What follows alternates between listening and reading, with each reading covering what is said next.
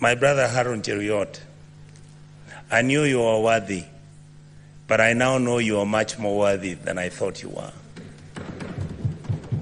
You have actually surprised me. I remember once I made a phone call to you and I was asking you, how do we manage this thing of Madam Nyakango? And you said, please tell her to know that we are trying to figure out what to do. And I took the message, and that's when I knew that you are a serious person. I'm proud of you. Keep it up. Madam Speaker, I also would like to mention the name of Madam Nyakango, who's the Controller of Budget, and Madam Nancy, who's the Auditor General, the two incredible women of this republic. If I had my own reward, I would give them. Because when everything else seems to have been failing, some of us have been talking to them, and all the time we feared for their lives. Why? Not because anything would happen, but the costs were too high. The expectation was much higher. They have done their job, and I'm so happy that this House, which is known as the Oversighting House, has seen the light. My colleagues who are in this House, I'm very lucky because I've lost my voice a bit. I'm lucky because I have the institutional memory. I have been in politics for the last 30 years. Those 30 years I've been in elective politics, about 22. Madam Speaker, the problems, the way Mzee Odinga said about Kenya, have not been started by President William Ruto. If you look at the history, and Madam Speaker, the other day people were asking me, how did you tell that these young Gen Zs are actually going to come to the streets after 1 year? I said, I look at the trend. If you look at independence 1962-3, that was the 20 years beyond where the liberation movement took place. After that, we got independence. It took another 20 years for us to have a military coup. The people who are guiding and who are even within that military coup are not old men like Jaramogi or Charles Njonjo at that time. It was young Gen Z students of the University of Nairobi and young people who believed in the ideal of what Kenya was. The second issue that came up, Madam Speaker, was after, by the year 2002, there was another 20 years. Then you come to 2002 is when Kibaki was elected, is when we have a referendum, is when we have a new constitution, and then we say Kenya is now on the right path. After that, Madam Speaker, we did not follow the letter of the constitution. What many of us have never understood is that your democracy is as valid and as reasonable and as verifiable and is implementable as the people who are willing to follow and implement that constitution. We have completely failed our people. And that is why when the elections took over and we had challenges, and that is why when you look at our country and the crisis that has come up, when you look at the issues which are bedeviling our country, you realize that we are on quicksand. Unless you have old men and old women, people of dignity and decency, people who have got wisdom, people who are not greedy to fix this country, we will not have a country very soon. Madam Speaker, I've served as an assistant minister. I went to Cote d'Ivoire, sent by President Kibaki to go and visit President Gbagbo. I got into his house. He was wearing a vest. That time the military was around him. He was being deposed. 2 weeks later, he went home with his wife. They were half naked. Those sins are not sins that Africa should be proud of. Madam Speaker, our country has broken down. Our country has challenges. But before I go to how, in a short notice, what we can do, I would like to ask the President, and I asked him the other day, the children who died and the children who are in the prisons, please remove them. Those who have died, I want to ask this House, the Senate, let us make sure that those children get a state funeral. Those who are not criminals, these are children who had reached a dead end. Madam Speaker, what is wrong with our country? We call it a company. with shareholders. Our country is not a company. Our company is Kenya, which is a state. It has 50 million people who all expect and demand certain services from the state. We, the politicians in this house, I heard my colleague speak. I am so happy that we are now telling each other the truth. We are the ones who carry militias. We are the ones who go and carry cattle rustlers. We are the ones who have got companies that are doing business in government departments. We are the ones who are stealing the money. Look at the national government, call it down, bring it down to the National Assembly. We must begin to look at issues like CDF. We must look at the Women Fund. We must look at the structure.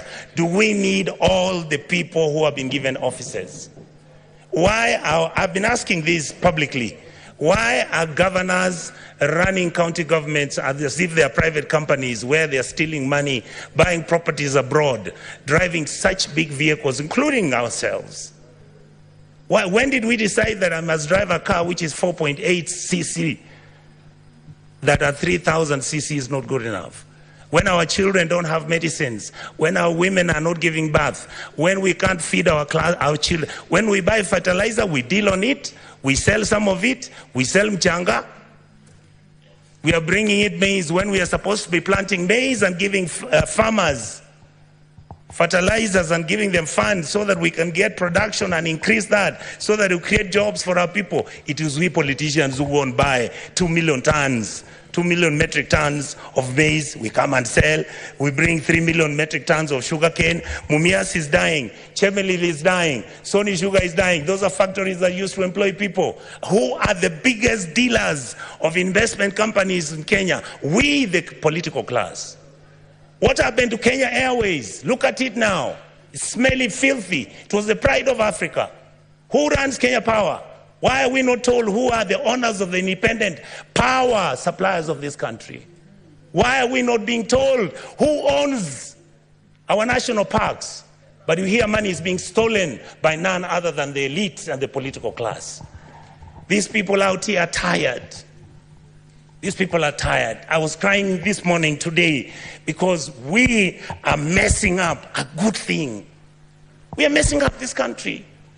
Who wants to be a refugee? And there's enough for you people to eat, so long as you eat with manners.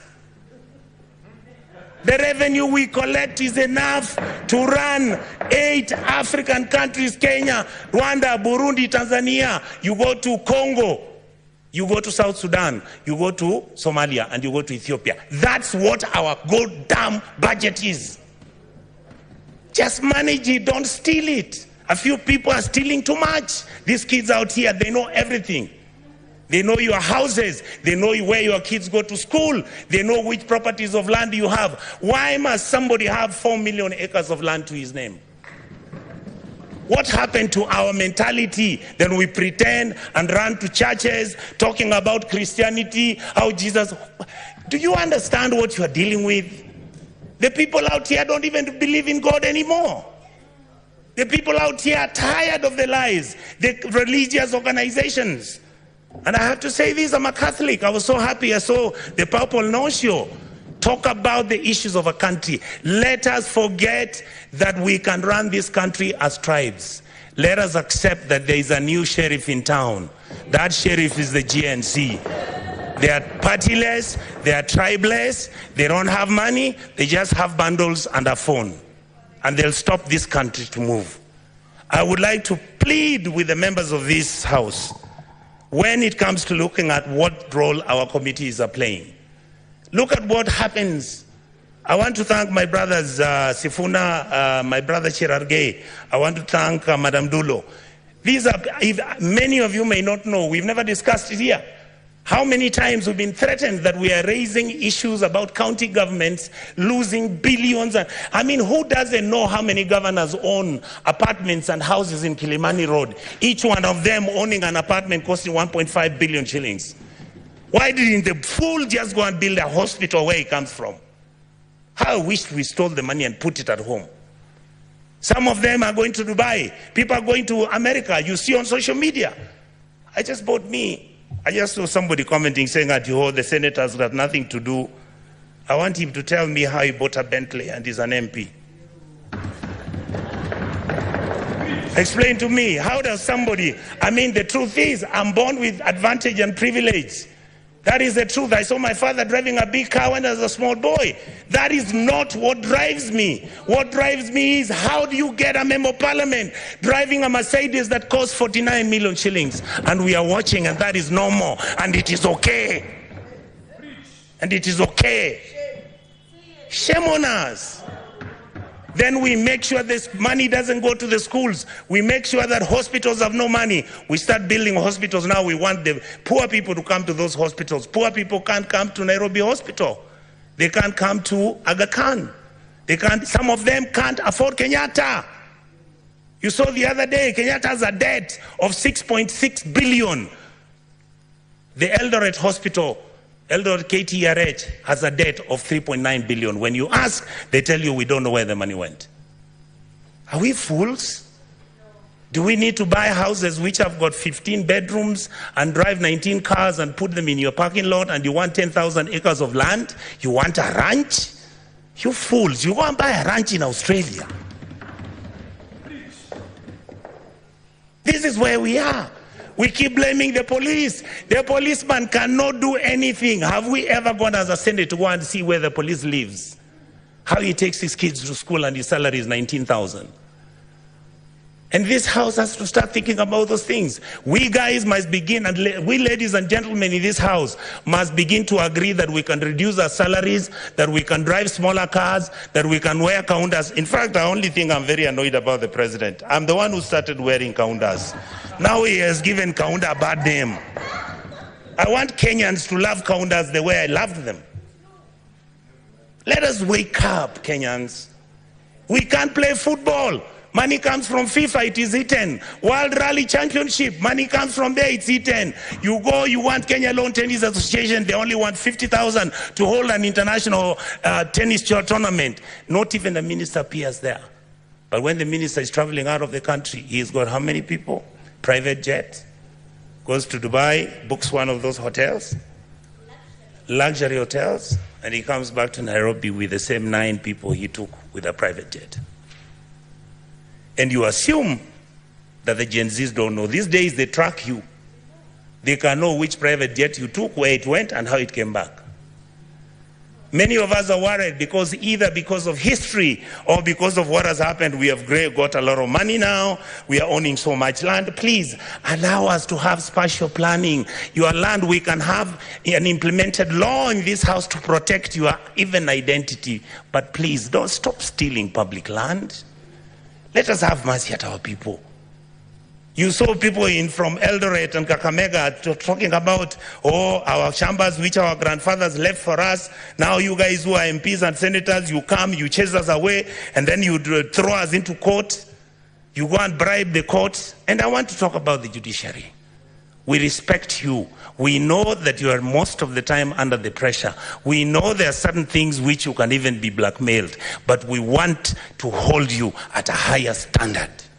We must hold the judiciary at a higher standard, the legislators at the higher standard, and make sure the president is also at the higher standard. That is how we can move as a country and stop this nonsense. We behave like monkeys running through a forest looking for bananas without knowing whether it's the bananas they want or it's oranges. I really, really want to say this, Madam Speaker, finally. I was nearly giving up on my country. I have changed my mind because of today. The young men who are fighting for this country have done us proud. Let us treat them with dignity. Let us make sure we engage them. Let us stop doing the things which make them angry, desperate, and upset with the ruling class. The truth is, if this country breaks down, it takes all of us down. I can tell you, I was in South Sudan when we were doing the comprehensive peace agreement. I visited as a minister, as a young minister, to go and do what was called a referendum. I've been to Khartoum.